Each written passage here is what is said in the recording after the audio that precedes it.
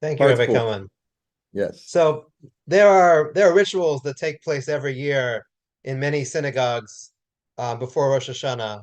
So one of them we start saying the Slichot, the special penitential prayers of the season. Another one, the Paroches, before by the Aron Kodesh is changed to a white one. And then a third ritual, maybe taking place a little bit less than it used to, but you bring up the box of Birnbaum Machzorim from the basement, wherever they kept it, so everyone can use it on Rosh Hashanah and Yom Kippur. And I think it's really quite amazing that this Machzor that was published in 1951 is still being used. I mean, I do think that it's particularly in just the very recent past, the last maybe 5 to 10 years, there's been a move that shuls have been moving away from it. But I will say that when I started leading Rosh Hashanah Yom Kippur davening at one of the shuls in Silver Spring, Maryland, where I live, they told me, and this was about 6 years ago, they said to me, the Birnbaum Machzor is the Machzor we use. So the congregants may be bringing their own, but if you're leading the davening, you use the Birnbaum. And I thought, well, that's really astonishing. This is a book that's not only is the book old, but the book has been out of print for since the 1990s. It has not been reprinted in the last 30 years. Part of that is because the publisher, Hebrew Publishing Company, one of the largest, most important publishers on the Lower East Side in the early and mid 20th century America, they went out of business around the year 2000. Their last owner, Charles Lieber, died in 2016. Um, for sure, a machzor, unlike a siddur, takes time to turn over the stock. So a machzor, if it's only used a few times a year, it's going to be in better shape than a siddur. And that's, I think, part of the reason the Birnbaum has had the longevity it has had. Um, and Hi, I good think, afternoon. Can I interrupt for a second? sure, We Birnbaum lovers, we love our Birnbaum Machzors. You know, yes, it's like an old friend. It's like having a friend with you on Yontif. I mean, Rosh Hashanah Yom Kippur is once a year, and the Machzor is not a sitter. And if you grew up using that, then it's like having a friend with you.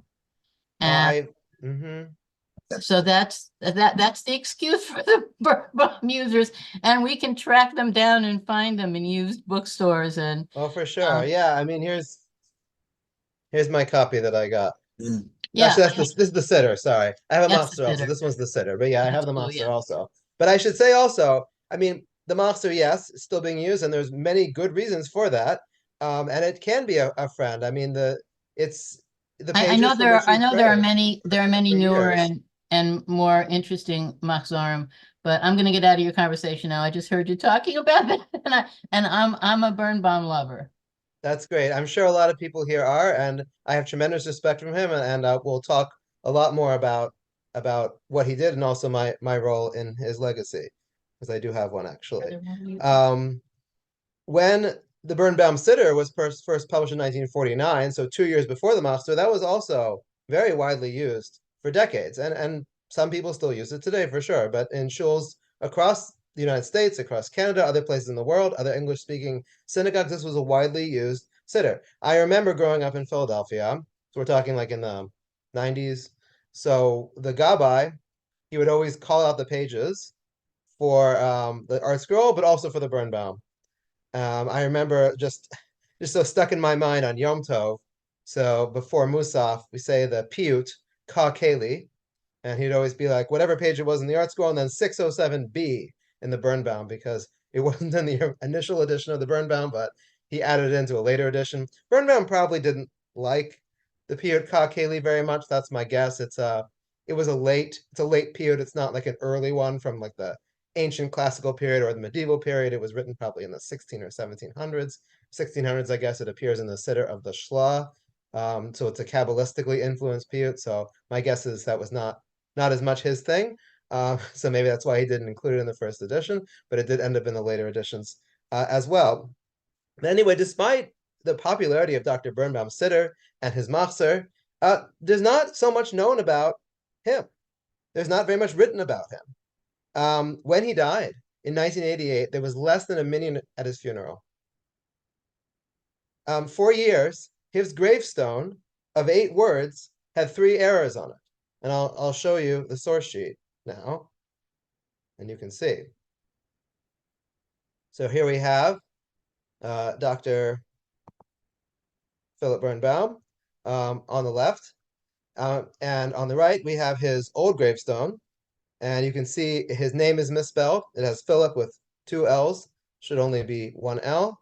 It has his birth year of 1905, which there's some debate over his birth year, but 1905 is certainly not correct. And then it says over here, renowned author and scholar. You can see the renowned is spelled with a U, should have a W. So clearly this was not put together with the greatest care, and we will talk at the end about what happened, because now there's a new gravestone. But so you see this person who had such this big influence, and we have here a number of his fans that did not was not what in after he passed away, he was somewhat forgotten. Um, so he was probably born. Let's talk a little bit about his biography, and then maybe I'll look at the chat a little bit. But let's talk about his biography. He was probably born in 1901. He was born in Zarnowiec in Poland, which is about 35 miles north of Krakow. He was the youngest of three children. His family remembers him sitting at night at the table with books and candles, always reading, always studying. He mostly was self-taught. We don't know if he attended. His family is not aware that he attended a yeshiva in Europe. But he emigrated to North America in 1920 on his own, without his family, first to Montreal and then to New York. Unfortunately, his family did not come with him. Most of them tragically were killed, murdered by the Nazis in the Holocaust. His sister Blima did escape, and she moved to Tel Aviv, and he was close with his sister. She predeceased him. After a short time in New York, in 1923, he went to Birmingham, Alabama. Why did he go to Birmingham, Alabama? One interview with him suggests that he wanted to escape the crowds of New York. It didn't suit him. He was the principal of a Talmud Torah in Birmingham, an important member of the Orthodox Jewish community there. He went to college there at Howard College, which is now called Samford University. It's actually a Southern Baptist affiliated college, and he financed his education there by lecturing in Greek and Hebrew. Clearly, very knowledgeable, very bright at a young age.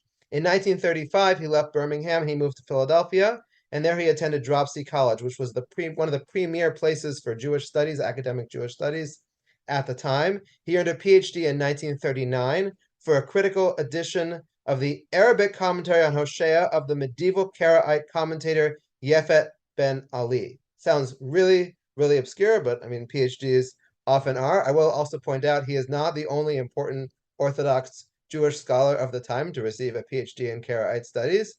The other one was actually Dr. Bernard Revel, the first president of Yeshiva University, who also got a PhD in Karaite studies from Dropsy in 1912. When Dr. Birnbaum was in Philadelphia, he was the principal of the Camden Talmud Torah, which was in New Jersey near Philadelphia. He lived in Philadelphia, though. In 1943, he moved again, this time to Wilmington, Delaware, at the invitation of one of the rabbis in the community. And he stayed there for 20 years, heading two different Hebrew schools. First, the Associated Hebrew School, and then one called the Advanced School for Jewish Studies. He was very well respected and important in the community there. Yeah. And so let's talk a little bit now about his publishing career. So in 1944, the Hebrew Publishing Company, he submitted to them, and they published an abridged version of the Rambam's Mishnah Torah. This is his first work. Now, this is not a full translation of the Mishnah Torah. It's took the text of selected passages. What he did, though, is he put the Hebrew in a nice font. He put the Nakudot in, so it's easier to read. And he also put explanatory English notes at the bottom. It was a popular work, and Hebrew Publishing Company at that point said to him, "Can you please do the siddur for us? We need a new edition of the siddur." And so indeed, that's what he did. In 1949, he published his siddur, which was wildly successful. It was sold apparently 300,000 copies or more by the time of his death in 1988. Probably outsold any other English translation. The 1951 Machzor that we talked about at the beginning was similarly popular. So I'd like to explore mostly in this class. So what was special about Birnbaum's siddur and his Machzor? What was it that really caused them to take over and just be so beloved and so popular for so many years? And to do that, we'll understand a little bit of the historical context of what was going on in terms of Sidurim at the time and what Dr. Birnbaum's innovation was. And then I think we'll also be able to talk a little bit more through this process about some of the other things he did during his life. And then we'll get back to his gravestone at the end. I'll leave you in suspense about that until the end. Let me just see very quickly if there's something in the chat I want to talk about.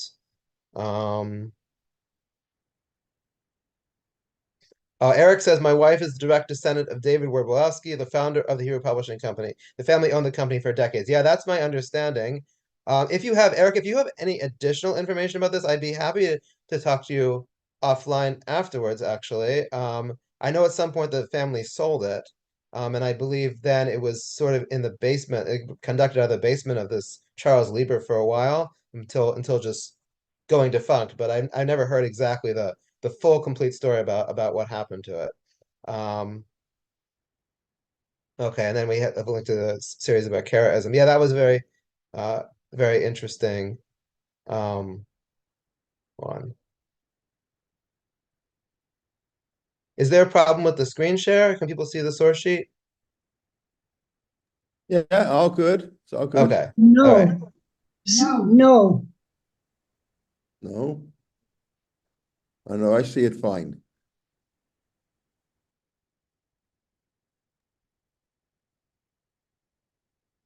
Yeah, it's pretty clear. Okay, all right. I'm seeing just the Matzevah and the picture of him. Right. That's all Oh, you. yeah, that's on the source sheet. Yeah. Yeah, yeah. Okay. You can go ahead. Okay. Okay, great. Okay, so just to set the stage a little bit for what was going on before Dr. Birnbaum's sitter. So Ashkenazi Jews begin to immigrate to the United States from Europe between 1881 and 1924. These Jews are largely Orthodox in this wave of immigration. Now that doesn't mean that everyone is Shomer Shabbos.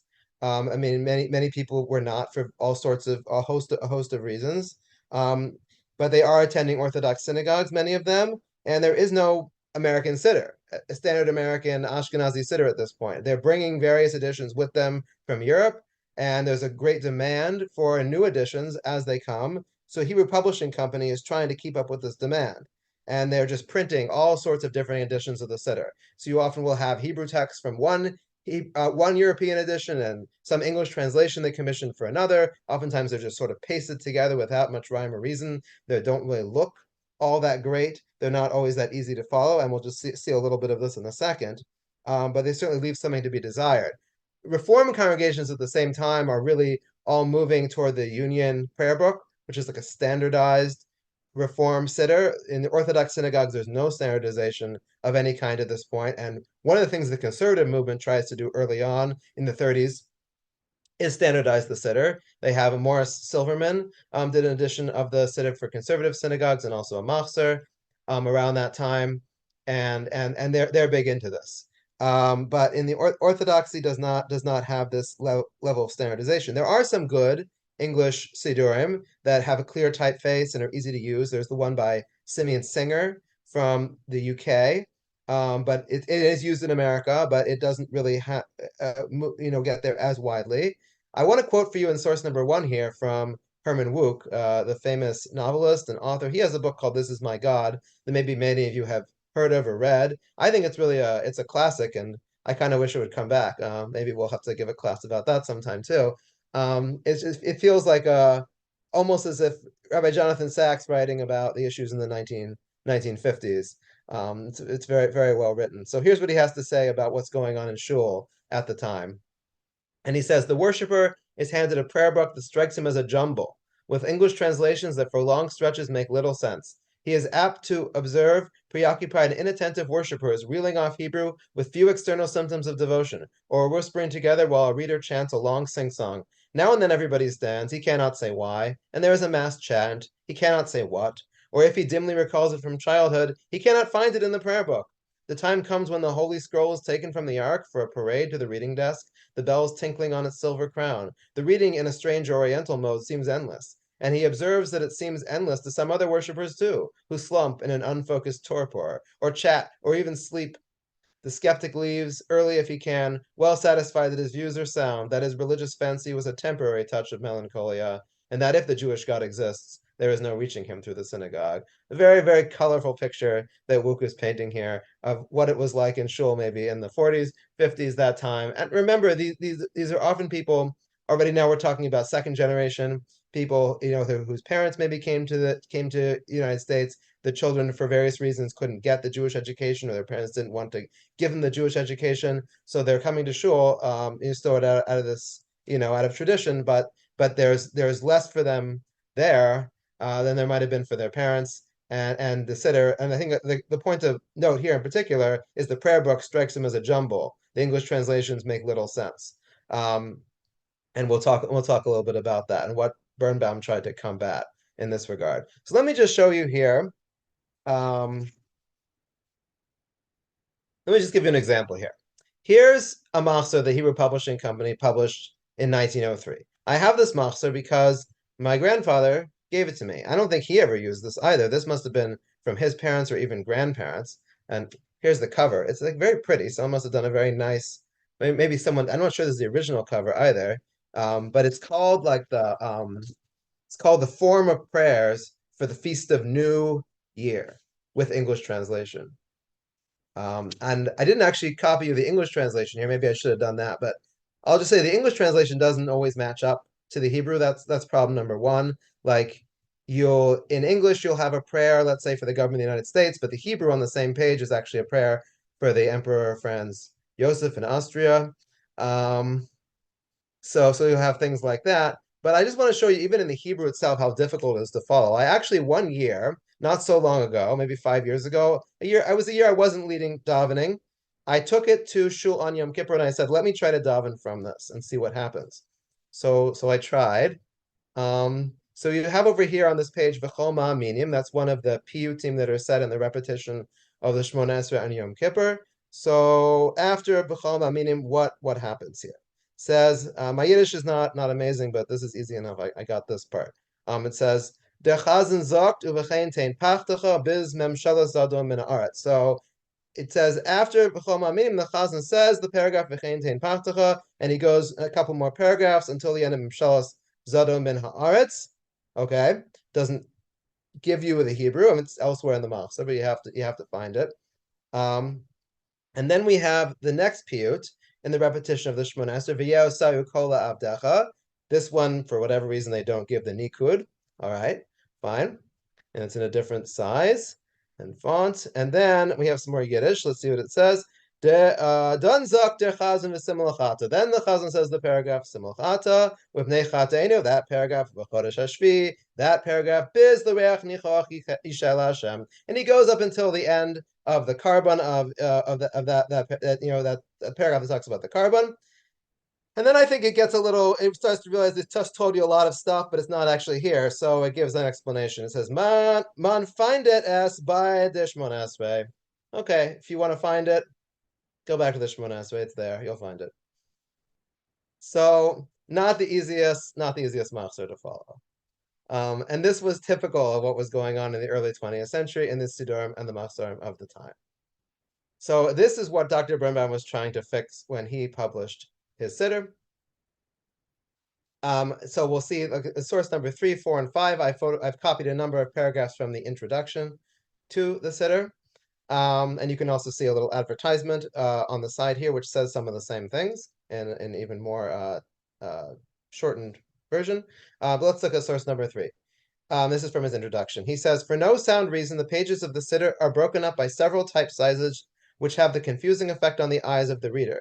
Those who learn the contents of the prayer soon discover the emphasis suggested by the larger type is in most cases no emphasis at all. Why, for instance, should one part of the Shema be made to appear more prominent than the other? And you probably all seen Siddurim like this that have these multiple type sizes.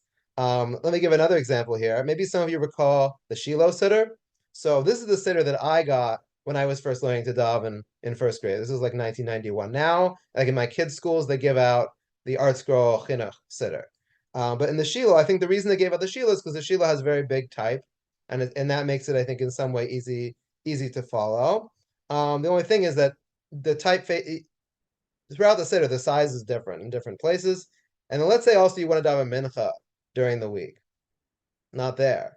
You have to know what to do. You have to know you have to say Ashrei, you have to flip the Shemona Esrei, flip to the Tachanun, flip to Aleinu, but there's no actual separate weekday mincha service in the Shiloh Siddur. And this gets us now to paragraph number 4 here. And when he's talking about these other editions of the Siddur, he says, what does it all mean? The answer can be put in one word: confusion. As a result of poor arrangement and inadequate instructions, comparatively few worshippers ever succeed in properly reciting the full Musaf for Chol HaMoed Sukkos. And the reason I think he singles out Chol HaMoed Sukkos is because in that Musaf, every day it's different. So you're reciting a different carbon because the number of the bulls went down from the higher amount to the lower amount for a total of 70 over the course of the Yom Tov. So it's tricky if you don't have it clearly laid out. So he says in this volume, each of the services is arranged as a completely integrated unit so that the worshiper is not called upon to search from page to page and to commute from reference to reference. The directions are explicit, brief, and to the point. The traditional text is left intact, carefully vocalized, and divided into sentences and clauses by the use of modern punctuation marks. So a lot of what Birnbaum is doing, and a lot of the novelty of his siddur is really just in the layout, in basic formatting things, actually, which, as we saw, were just not always done in earlier editions. He's also very interested in making a readable translation. And we did talk a little bit about translation last time when we talked about the Adler Machzor. So if you look in source number 5 here, he continues, says, some translators, unfortunately, have failed in their task of making intelligible the meaning of the prayers. In their carelessness, they have imitated the antiquated versions of the Bible that bound in phrases like yielded up the ghost instead of died, and filled the siddur with a mass of words which convey little meaning to the mind of the modern Jew. The general complaint that we do not understand what we say is an indictment against many translations of the Siddur. If we think about what Herman Wouk was writing, he also said this, that the English itself is very hard to understand. So part of what Birnbaum wanted to do is make a much simpler English translation. And he continues over here and he says, a good translation ought to be authentic and free from deceptions. One must not read into the original what is not there.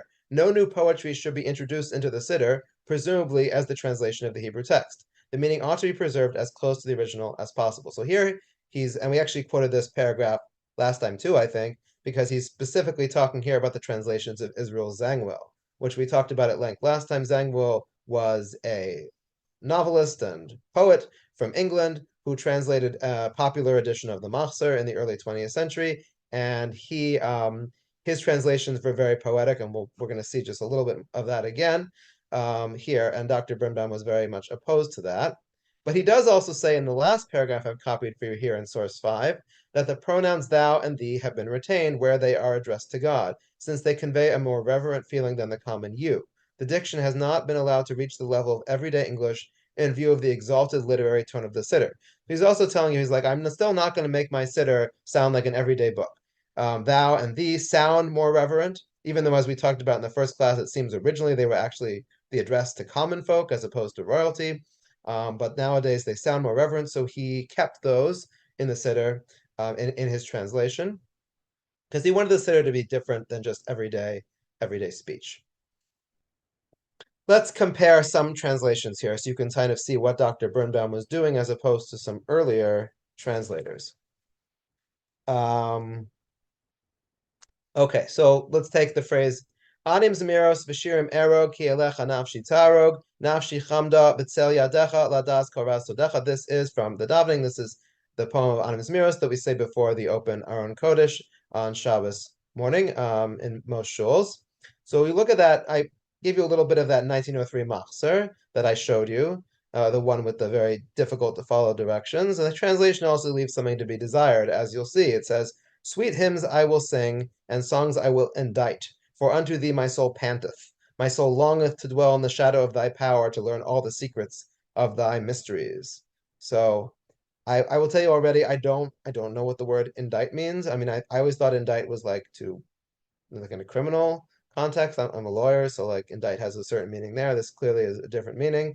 Panteth, that's an interesting use of that word. Also, again, it's a very old translation.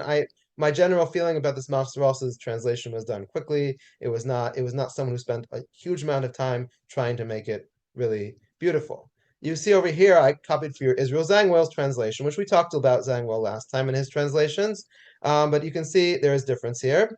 He says, "Sweet hymns shall be my chant and woven songs, for thou art all for which my spirit longs, to be within the shadow of thy hand and all thy mystery to understand." So Zangwell, per his minhag, is rhyming the whole thing, which we talked about last time. He does that throughout all his translations of poetry. So you definitely see it's a much more elegant translation than 1903 Machzor. Now, because it's a poetic rhyme, though, it's not going to be as literal, which Dr. Birnbaum doesn't like very much. So you can look at his translation over here. This last one I put here in source number 6. He says, "I sing hymns and compose songs because my soul longs for thee. My soul desires thy shelter to know all thy mystery." So it's shorter, it's more simple, it's more direct. I think that's pretty clear. It still uses thou and thee because he said that's what he was going to do because he feels that you should do to make it sound more reverent. Obviously, a more modern translation is not going to use that. And we talked last time a little bit about how ArtScroll really changed everything. And ArtScroll really was literal, as literal as you can possibly be, even keeping the Hebrew words in the order, the English translation in the exact same order as the Hebrew words were in, which doesn't always sound so elegant, but it certainly is very literal. We talked last time in source number 7 about how Dr. Birnbaum really liked his translations to be literal and really did not like poetic and over-the-top translation like Zangwell's, to the point where when the RCA came out with their siddur in 1960, he wrote a very long and brutal, I would say, review in Hadoar about how much he disliked the translation. And we're not going to go into it. We talked about that last time, but I do think it's a good place to talk about some of what Dr. Birnbaum's other writing, and that is his Hebrew writing. So he wrote frequently. He had a column in this Hador, which was a Hebrew weekly. It lasted from 1921 until 2005, so it had a long publication run.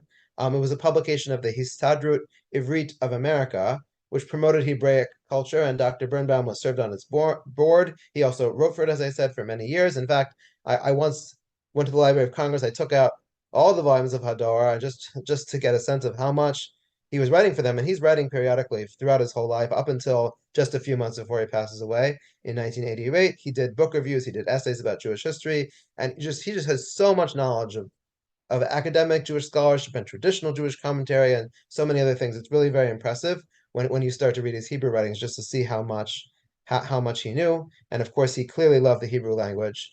When he was in Wilmington, he taught a group of students consistently for 20 years. Different, I guess, over the years, different people were part of this Chiluk Ivri, and he taught them all about the Hebrew language. I met people who, I think someone told me their mother was part of that group in Wilmington.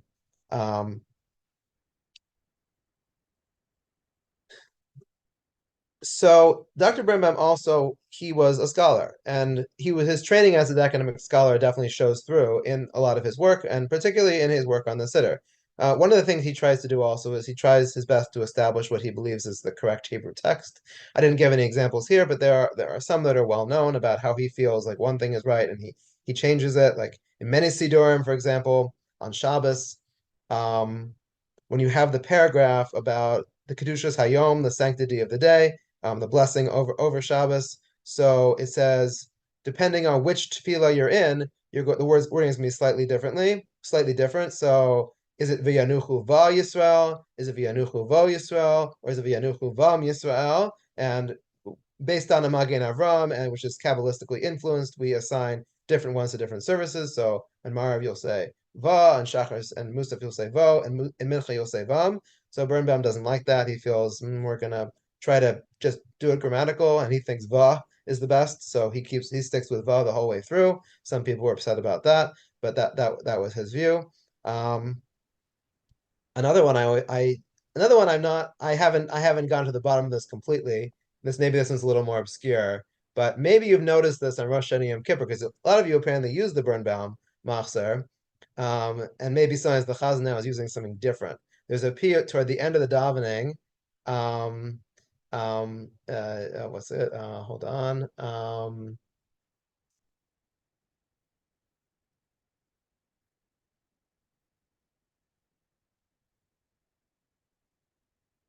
I don't know why I'm forgetting. I don't know why I'm blanking on it suddenly. But he rearranges the lines. So it's actually different in his Machzor. He puts them in alphabetical order, even though traditionally the alphabetical order was not preserved. I don't know why I'm forgetting the name. Maybe we'll come back to me. Sorry about that. Do you know whether he says Titkabel or Titkabal? I haven't looked at it, but I'd be nearly positive that he would. I assume he would say. Well, is this the same as like Yit Gadel versus Yit Gadal? Because if so, he would say he would move to a patach because that's traditionally how it was in all the Siddurim. And like that, meaning like it's an Aramaic tefillah, so it's gonna have the Aramaic vowelization. Those that switch it to like Yit Gadel, like the Mishnah Berurah, they're doing it based on. It's complicated, but I think they're basically basing it on the idea that it's quoting a pasuk. It's quoting a pasuk, and they feel that at least that part should be the Hebrew vowelization, but that's not the traditional. That's not the traditional vocalization. So my guess is that Birnbaum would stick with the traditional one for that. So he was certainly also very scholarly, and he quoted a lot of scholarship. We see in source number 8, in his acknowledgments to the Siddur, he has like a whole list of people. He says, in the course of his work on the Siddur, the author has consulted many authorities for guidance. He is deeply grateful to Rabbi Chaim Heller for his illuminating suggestions. Rabbi Chaim Heller was a Rosh Yeshiva at Yeshiva University who was very interested in Hebrew language. And the writer is equally indebted to professors Louis Ginsberg, Abraham A. Newman, Chaim Chernovitz, Alexander Marx, Solomon Zeitlin, Saul Lieberman, Joseph Reeder, Israel Efros, Boaz Cohen, Abraham Heschel, and Simon Greenberg for their helpful advice and encouragement. And when I've given this share in the past, I've opened this up for let people identify some of the names if they want to. I think we have enough time here, so I'll do that again.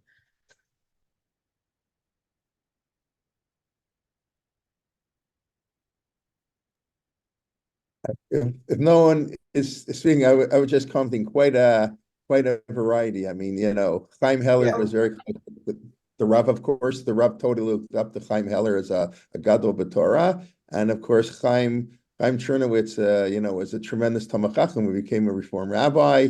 Zeitlin also had quote unquote heretical views according to some. Shal Yes. Lieberman, of course, Mark Well, Schwerges. they taught at the seminary. They taught at But JT. it's quite a JTS. list.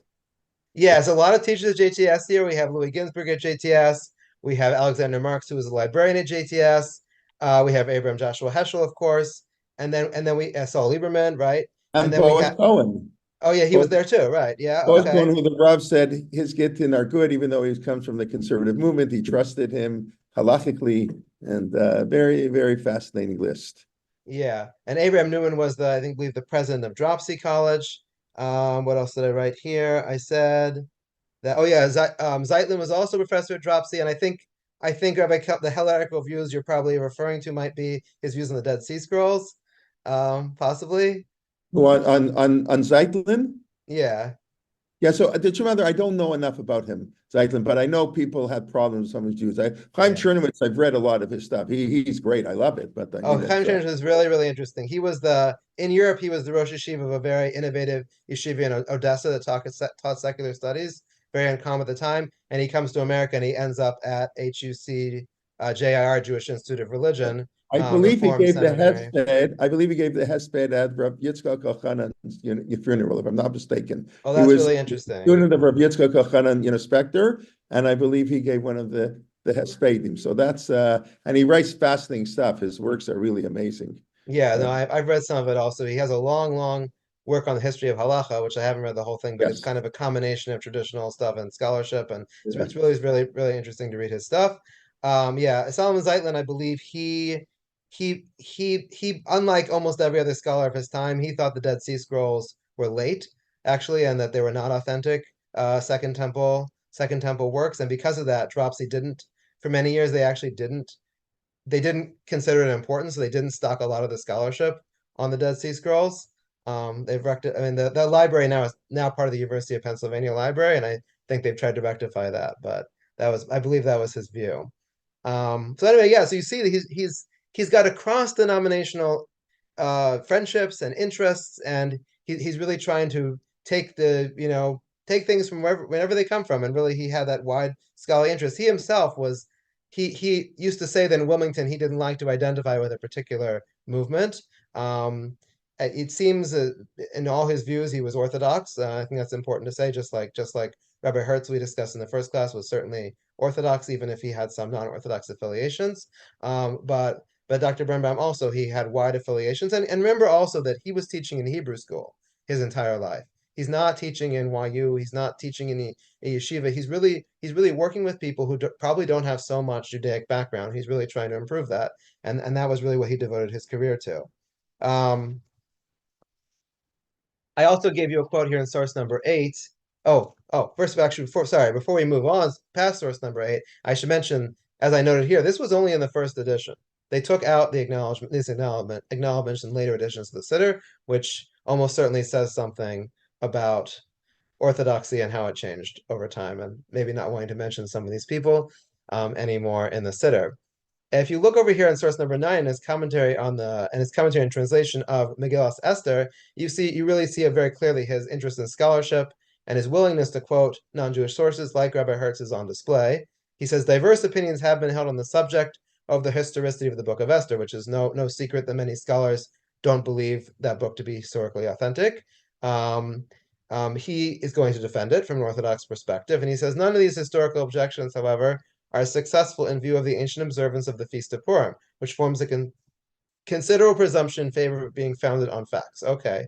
And then he continues and says, according to the biblical scholar Samuel R. Driver of the 19th century, the sacred writer of the Book of Esther is well informed on Persian manners and institutions and commits no anachronism. So he's trying to prove the historicity of the Book of Esther by saying, look, it fits with the time period, and it's using the proper types of language, and it seems well informed on what was going on in the Persian period. But who does he quote for this? He quotes Samuel Driver, a biblical scholar, obviously not an Orthodox or Jewish figure, for that matter. So you see that he's certainly very interested in scholarship.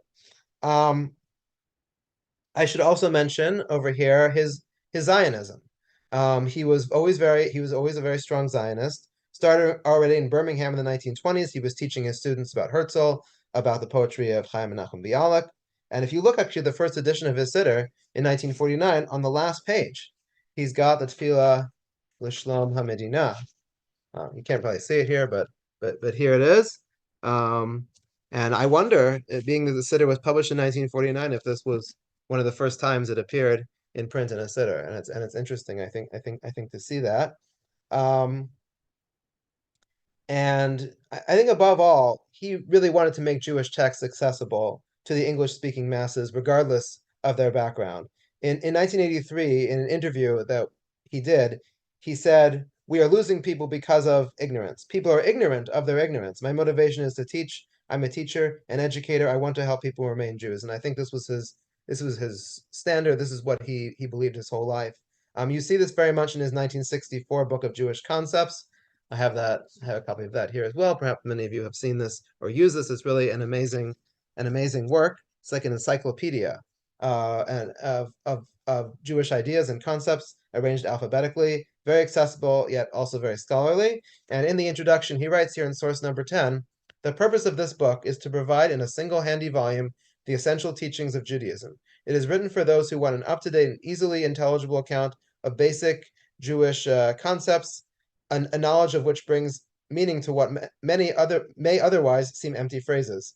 At the present time, when we are confronted with widespread indifference, we have great need of a spirituality based on genuine knowledge of our heritage. And I think that last line is just so important for what Dr. Birnbaum is doing throughout. That he really wants to create knowledgeable Jewish people, and his books are aimed at providing that knowledge. And he did this throughout. The Book of Jewish Concepts itself was very, very popular. It was in a third printing already by 1967, so within 3 years, it had sold out of its first 2 printings. There's a Jewish press article from around this time of a profiling Dr. Birnbaum, and it gives an anecdote from a lawyer. He walks into a Jewish bookstore and he says, "I am an Am Haaretz. Give me Birnbaum's book on Jewish concepts."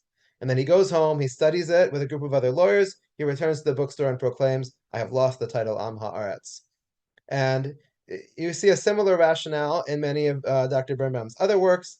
He's got the Treasury of Judaism, published in 1957 originally and then revised several times. He collects English abridgments of Tanakh, of Mishnah, of Gemara, Josephus, Zohar, Rambam, Ramban, down to Dr. Norman Lamb, but then also Mordechai Kaplan, and also Reform Rabbi Stephen S. Wise. So he's got like a range of Jewish ideas and concepts and things he wants you to know about, and he feels they're important to put in English for people to understand. 1976, he did something called the Concise Jewish Bible. This is really fascinating.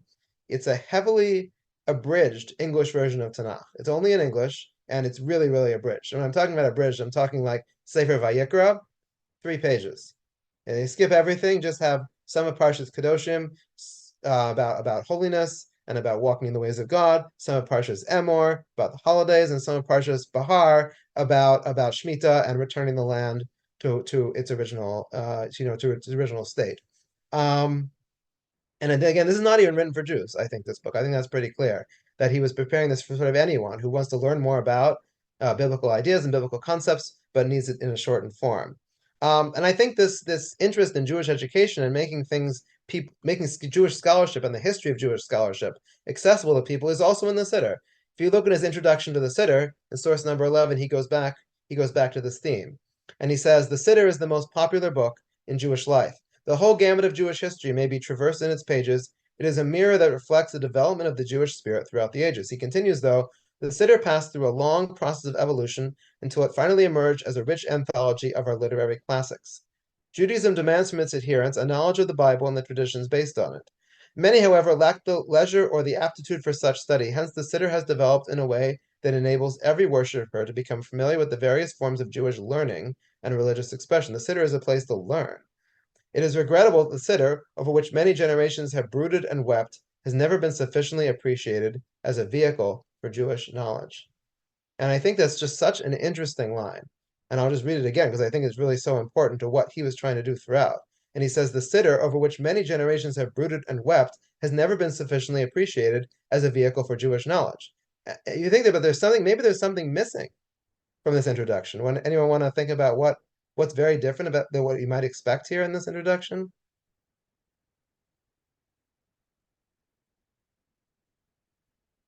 Talking to God. Yeah. What about prayer? Isn't the Siddur the book where you pray to God? I'll just, I mean, it's just striking that in the first edition of his Siddur, he doesn't say that, actually, anywhere in the introduction. In 1977, when they did the new edition, then he has a whole extra section about that. Because I think he rectified that, because he realized that that's really an important part of the Siddur. And I don't mean to suggest by any means that he didn't think that was an important part of the Siddur. But you see in the introduction to this first edition that he just felt, in a way, even more important was that I want people to learn about Judaism. And the way you do that is by reading the texts that are contained in the Siddur. And I think that's just a really interesting feature of his approach to education throughout. If you look, for example, in source number 12, here, Rabbi Jonathan Sachs, he starts off his introduction to the New Korean Siddur. He says, prayer is the language of the soul in conversation with God. It is the most intimate gesture of the religious life and the most transformative. So he starts talking about how prayer is conversation with God, not about how the texts in the Siddur are texts where you can learn about Jewish history. So it's a different approach. Now, nearly all of Dr. Birnbaum's works were very popular throughout his life. His commentary on the Haggadah, when they reprinted it in 1976, they simply called it the Birnbaum Haggadah. That was the title, just because his name had such currency at that point. In 1983, he published what should have been his capstone work, and that was actually a new, complete Shul Chumash. But it is indeed another forgotten synagogue classic, because I don't think I've ever seen it used in a shul. I have a copy here. This is his Chumash, Hebrew Publishing Company, 1983. But it was not widely used, and there are probably many reasons for this. Hebrew Publishing Company already in 1983 was on the decline. This is one of the last books they published, actually. It's also got flaws. I mean, there's very little commentary in the Chumash, much less than Hertz. The font and the typography are no better than the Hertz, even though it's 50 years newer. The translation is certainly more modern than the 1917 JPS, but because, Birnbaum had his own ideas about translation, in the 1980s he was still using his thous, and his thys. It doesn't work as well in 1980 as it worked in 1950. So that's probably why the Birnbaum Chumash didn't have the impact one might have thought it could. And for those interested more in the Birnbaum Chumash, I actually hopefully in the next edition of Chakira, I have an article about that coming out. So if you want to check out more about that, I have more to say about it there. So when he left Wilmington in 1963, he went to New York, and he lived very comfortably in his retirement there. I mean, I think there was quite a bit of royalties he received from his many sales of the Siddur and the Machzor and their many editions. In New York, he attended the Jewish Center in Manhattan's Upper West Side, and he received Yeshiva University's Mordechai Ben David Award and the Body of Work citation from the Jewish Book Council in 1986. But I will say he never married and he had no children. So he had family in Israel, but they weren't directly involved in his funeral. So it was left to his executor and friends to prepare funeral arrangements and make the headstone, which I believe is what led to the mistakes. So in 2021, I, being very interested in Dr. Birnbaum and his Machzor and Siddur in particular, I published an article for Rosh Hashanah about the Machzor and its staying power. It was a widely read article, and someone reached out to me and said, "Hey, look, here's a picture of his gravestone." And that's when I saw the gravestone and I saw the mistakes. And at that point, I reached out to Rabbi J.J. Schachter, who was the rabbi of the Jewish Center when Birnbaum passed away. He's also a close mentor of mine, and he introduced me to Larry Kobrin. Larry, are you here? I think I saw you before. Here I am. Okay, yeah. So Larry's a very important part of the story. 5 minutes of fame. Yeah. I think Larry, I think you've had many minutes of fame. This is just one, but yes. Um, and also Rabbi Yossi Levine, who's the current rabbi at the Jewish Center, and together I worked with Larry and Rabbi Levine and Rabbi Schachter, and we looked into like who's in charge of the stone at this point, and basically the answer we came up with was nobody. So we were able to replace it. We raised money and we were able to replace it, and rededicated it in 2022. You can actually, if you go online on YouTube or the Jewish Center's website, you can see the rededication ceremony. So I have over here, the new gravestone that I have on the source sheet for you. I did put the birth date as 1904, even though that probably isn't correct. I mean, one, I wasn't so sure at the time, but also it seems like that's the date he wanted people to use. Like toward the end of his life, that's the date he pretty consistently used for his birth date. And we put a nice English inscription, but also added some Hebrew, which was not on the original gravestone. I wrote an inscription here in Hebrew. I based it on the Machzor. You can see it. Hopefully, it's make it a little bigger, so everyone can see it. Let's see. Oh, I guess that much bigger. Okay, so I based it on there's a tefillah that we said, the Chazan says on Musaf of Rosh Hashanah Yom Kippur, and I adapted it for Birnbaum's gravestone, and it reads like this in Hebrew. Hora, I wrote on the gravestone, I wrote Hora Pifio Samo, Shlo Yikashlu B'Shanam, V'lo Yinakshu B'Shinunam, which basically means he instructed the mouths of his nation so that their tongue shall not falter and they will not be ensnared by their words. And I think this is exactly what Dr. Birnbaum did. With his translations, with his elucidations, with his many other works, and with unceasing devotion, he educated Jews of all stripes and all backgrounds, and most importantly, he taught them how to pray. So I thought that was a fitting capstone to his career and something to put on his headstone. You can also see a picture when he was a little younger of during his time in Wilmington on the source sheet. And here I will stop. Let me first look at the chat, and then I'll open up the floor for additional questions.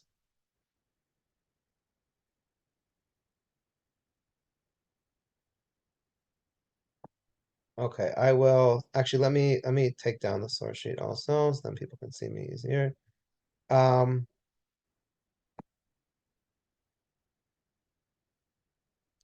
Okay, Elisa says, "This is My God" is the first book I read about observant Judaism and was very influential to my becoming observant, having no Jewish education. And I still daven from a Birnbaum every day of the year. That's great. Yeah, I think both the Birnbaum Siddur and This Is My God are two very important works in American Jewish history. Ruth says, "We gave our grandmother Shiloh Siddur when she was very old and her eyesight was failing. She loved it. I still have mine from first grade, 1956. Yeah, that's great. I mean, I think one really big advantage of that siddur is that it has big type and it's easy to read. Chaim says Sheila also has numbered lines, so it's probably intended as a teaching siddur. Oh, that's interesting. I haven't thought about that. Okay, yeah, I haven't looked into its history. Shvil Chadash by Hebrew Publishing was also popular in schools. Yes, I have seen that one. Yeah, I have seen that one as well. Ruth says that's indict with the C. Yeah. Oh, language trainers connect. Okay, indict is a very old-fashioned word and is different from indict. Yeah, that's what I figure. I think I even looked it up at one point, but I already forgot. Oh, Ruth says indict means write or compose. Indict is a legal word. Yes. Okay. Okay. Rabbi Siegel asked, did Birnbaum go to JTS? And the answer is no. He got his PhD from Dropsy, but he never did any rabbinical training. And everything he knew in the rabbinical world, at least, was certainly self-taught. Chaim says Birnbaum makes many of his changes on the Siddur of Rav Yaakov Emden. Ne'ima Kedosha. Okay, Birkas Kriyat Shema. Yeah. Okay, that makes sense. That makes sense. Yeah, Rav Yaakov Emden certainly was one of the people who did try to modify the Siddur based on what he saw were errors that crept into it over time. Some of his changes are indeed reflected in also Siddurim today, actually, but again, many of them are not, and perhaps more of them are reflected in Birnbaum. Ruth says he values Yiskadal with two pataks. Yeah, that's what I figured. Yeah. Okay. Chaim says Birnbaum also wrote a book on conservative Judaism of Charlap, described him as a figure who straddled both Orthodoxy and conservative Judaism and was accepted by both. That's interesting. I didn't know Rabbi Charlap did that. That's really very interesting. Yeah, Rabbi Charlap actually just recently passed away, but he was the head of REITs at YU, the Rabbi Isaac Elchanan Theological Seminary, the rabbinical school for many years. When I was there, he was still there. And yeah, I mean, certainly his Machzor, his Siddur were used widely in Orthodox and conservative congregations. And he did have that cross-denominational appeal. And yeah, someone says here, I don't remember seeing those chumashim ever. Yeah, I never seen them. The Jewish Center, I believe, has a couple copies, although I will say when I was there and I looked for them, I couldn't find them. Chaim says, if Herschel Schachter and Ashir described Berman as a professor at JTS, was he incorrect? Yeah, I've heard that from other people too, not just from Schachter. I mean, like that many people think that Birnbaum was taught at JTS, but he did not. He was just a Hebrew school teacher and a writer. They probably based that because he thanked so many of the people from the seminary. Yeah, but he never right. taught at the seminary. Yeah. So Asher says, wasn't his brother Dr. David Birnbaum long time librarian at the Yeshiva of Flatbush? No. Birnbaum is a common name, and there were many other Birnbaums, but he is certainly not related to that person. As I said, like the rest of his family perished in Europe. He came alone. He had a sister who was in Tel Aviv. Eli Passau says, one interesting feature is an elucidation of 13 principles of Rabbi Yishmael. Yes, and thank you for pointing that out, actually, because that was part of what he was trying to do. He says the Siddur is supposed to be a vehicle for Jewish knowledge. So he wants to, when there are things in the Siddur that are quintessential Jewish learning texts, he spends a lot of time commenting on them and explaining them because he wants people to learn more about them. So we have the 13 principles of Rabbi Yishmael, which are the principles of rabbinic interpretation and midrashic interpretation. So he spends some time on those. Judy says, I don't like his translation of Ma'alim Ayin to condone. Can you let me, where is that in the Siddur? Or Machzor? It might be V'chol Ma'aminim. I Okay. have to check it. Yeah, it might be Chol Ma'aminim. Okay, I have to look at that to see better what I think. But yeah, certainly, I mean, his translations are just his views, and like some of them are certainly better than others. Okay, that takes care of the questions in the chat. Does anyone else want to say anything in the 5 minutes or so we have remaining? Yes. First of all, I have an apology for my wife when she interrupted before. She didn't realize that she was interrupting a class.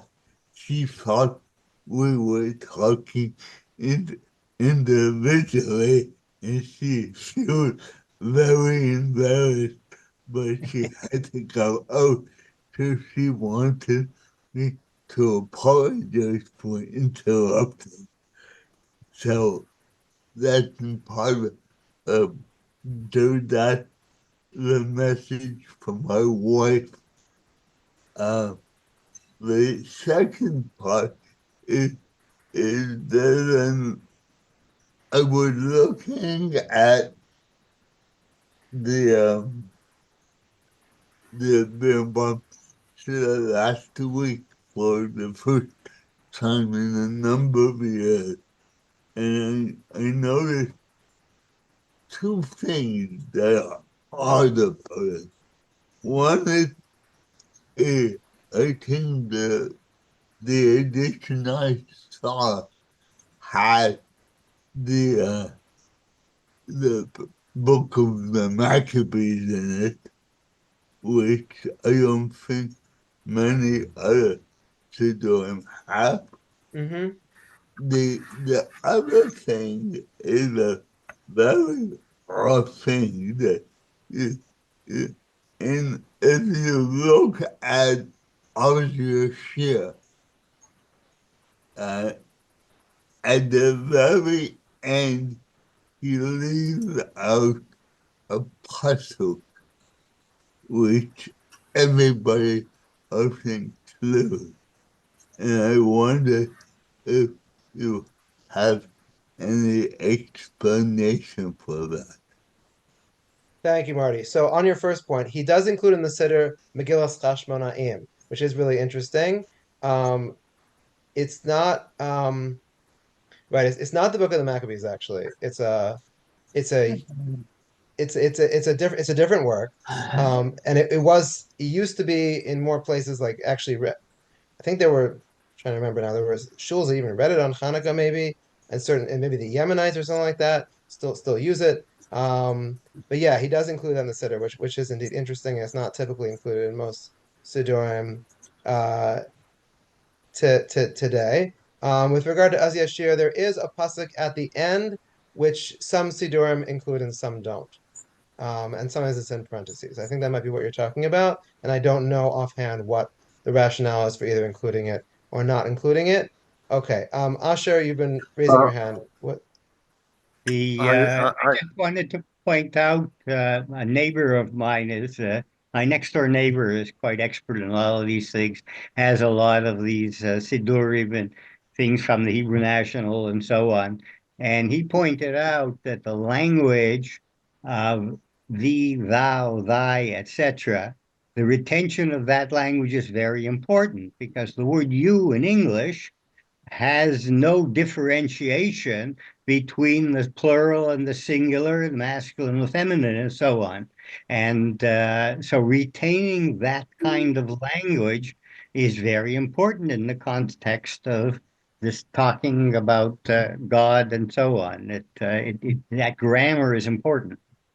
Okay, sure. Yeah, I mean, I think that's certainly a valid rationale. For whatever reason, and we have not retained it in language, and I think because of that, it often strikes us as odd now, and might actually take us out of like the translation, and it's something hard to appreciate. I guess there were two Ashers raising it. So Asher Reamer, now, do you something you wanted to say also? Yeah, when it comes to translation of certain things like Pirkei Tehillim in the davening, is that his own translation or did he use somebody else's? That's I'm not 100% sure, but I assume that it's his own. He generally did all his own translations. Um, he was very into Hebrew language and translation. I'm assuming that he did it on his own. In the Chumash, for example, he did his own translation of the whole Chumash. Again, not widely used today, not really used at all, but he did do that. And let's see. Okay. Rabbi Shudnow says that JTS was not conservative at the time, was supported by conservative Judaism. We always use Orthodox term in separate settings. Sure, yeah. I mean, JTS is very different than also, and I pointed out in an earlier class than it is today. Yeah, and like these denominational labels don't apply well to early institutions. JTS being foremost among them, but even to other ones too. I mean, the fluidity between what was an Orthodox shul, what was a conservative shul during early periods was also very much up for grabs. Ruth talks about it being given as a graduation present in Come Beis Yaakov, on. which is interesting. That's the Birnbaum sitter? Yeah, 1949. Okay. Yeah, very interesting. Larry says a little more about the gravestone. Well, I will And say the Shulamit School was created by Professor Saul Lieberman's wife. oh, okay. Yeah. Yeah, and Larry talks about the gravestone. I will say that I did notice the error and then like make the connections to try to get it repaired, but without Larry, I couldn't have done it either. So he was able to do the fundraising, and he knew that had the contacts in the show and stuff like that. So it was certainly, you know, everyone was really instrumental in making that happen. I'm really glad that we were able to do that. Um, okay. Anything else? I'd just like to reinforce that the business about JTS and its nature. My late brother-in-law was a graduate many years ago of JTS, and his house, the certificate, they don't call it a smicha certificate. I forget exactly what the terminology is that's used, but many of the names that were in those acknowledgments were on his that certificate. Oh, So it, interesting. Which they stopped doing at a certain point, but it was a creation that actually it was Rabbi Yitkare v'Chacham Yitkare, because it came from the Sabbat Moreas period. Hmm. You know, did you know and my brother-in-law, Marvin Labinger? Rabbi yeah, Marvin Labinger? yes. You knew And him. the great rabbis, all of them, whether they were Dr. Finkelstein, Dr. Lieberman, or Professor Chacham Jose Faur, all of my teachers, they were certainly not part of conservative Judaism. They were way up there and had titles, but they were part of Shmirat Shabbat, Shmirat Torah u'mitzvot. Oh, for sure. Yes, and thank you for that clarification. I will say that when JTS originally, they were not giving like traditional smicha, I think, when they started. And that's why I believe Mordechai Kaplan actually, when he was going to be appointed the rabbi in New York of Kilat Jeshurun, he actually went to Europe to get another smicha. He went to Europe and I think got Rabbi Reines to give him Rabbi a Reines gave him smicha, yes. Rabbi Reines gave him smicha. I Yeah. would add one other thing that Dr. Birnbaum was very much a promoter of Hebrew language. He stuck with Hadar as it was sinking. He went down with the sinking ship. He tried to persuade me once when I wrote something for tradition. He helped me translate it. I should publish it in Hadar. So for a time, Hadar was the place. And he was very much interested in promoting Hebrew. Unfortunately, the world went beyond him and past him, and he was ended up as a very private person. I admire you that you were able to ferret out all this bio, because he sat 3 or 4 rows behind me at the Jewish Center, and you could never find out anything. We had to search diligently to find even remote relatives of his. He had some second cousins or something still living in Israel, but it was not easy to find them. And he lived a life alone right down on 86th Street. But you deserve a lot of the credit, Yosef, for having pushed it and pulled it to fruition. Thank you so much, Larry. I really appreciate it. Yeah, I hope I've done something to illuminate his life, because I do think it's worthwhile. And as I said, I have another article on him coming out soon in Chakira, so there's a little more of the biography. Again, we only know so much. I think I presented to you as much as we know. We May know. know, is Hadar digitized? Can you No, get I was back? about to ask you about that also. So I think that would be a great. I don't know. I hope it does get. It's not digitized. I've looked. I had to. You have to kind of pull it kind of in person from libraries. But Who yeah, could that do it? A Safaria might do it. Pick yeah, it up. maybe, yeah. I think it would be great to digitize Hadar. Yeah, because there is so much there, and there's just I mean, you have articles in which the Rav and Heschel would debate halacha, in the pages of Hadar. And That's so that's all interesting. completely lost now. Yeah, that's really interesting. Yeah. Here is from Mossad Rav Kook, Paltiel, Yes. Birnbaum, Blitatzfel. Yes, that is a collection of his Hebrew essays, some from Hadar and some from other publications. Yes, and that's an important work also. Not as widely known, but yes, thank you for showing that to everyone. Okay, well, thank you everyone so much. Terrific presentation. We look Thank forward to the you. next one. Yeah, and we've got one more on the RCA Siddur and the history of the RCA Siddur, which is more interesting than I realized. So we will conclude with that next time and see you all again next week. And have a good day. Thank you so much.